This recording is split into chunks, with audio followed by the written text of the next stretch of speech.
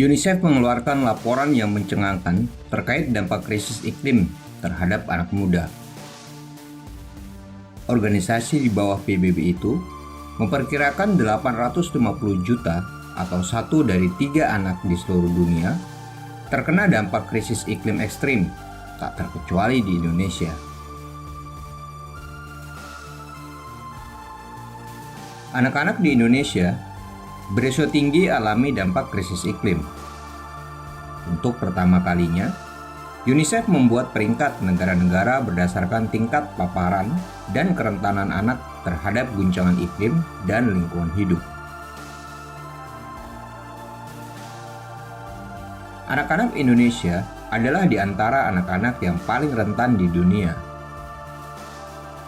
Anak muda di Indonesia adalah salah satu kelompok di dunia yang menghadapi risiko dampak perubahan iklim yang tinggi, dengan ancaman terhadap kesehatan, pendidikan, dan perlindungan mereka.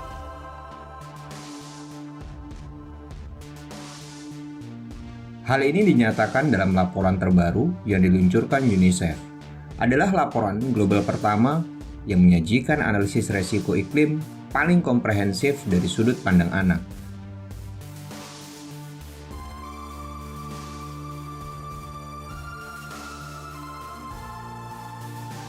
Laporan ini menyusun peringkat negara-negara berdasarkan tingkat keterpaparan anak terhadap guncangan iklim dan lingkungan hidup seperti badai dan gelombang panas, serta kerentanan mereka terhadap guncangan berdasarkan akses kepada layanan esensial.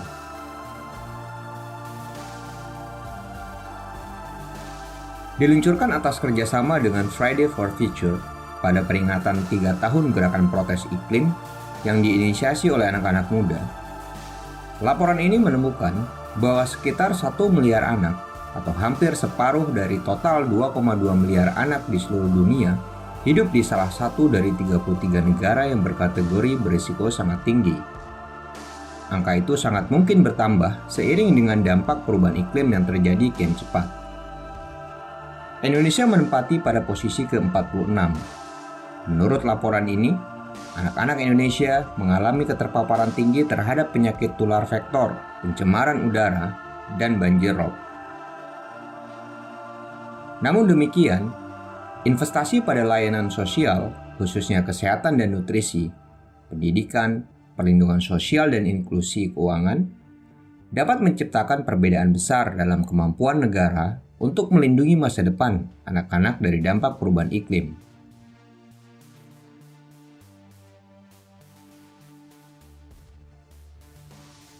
Penyebab krisis iklim harus dikendalikan, yaitu emisi gas rumah kaca. Jika tidak, krisis iklim akan semakin mengancam kehidupan di bumi.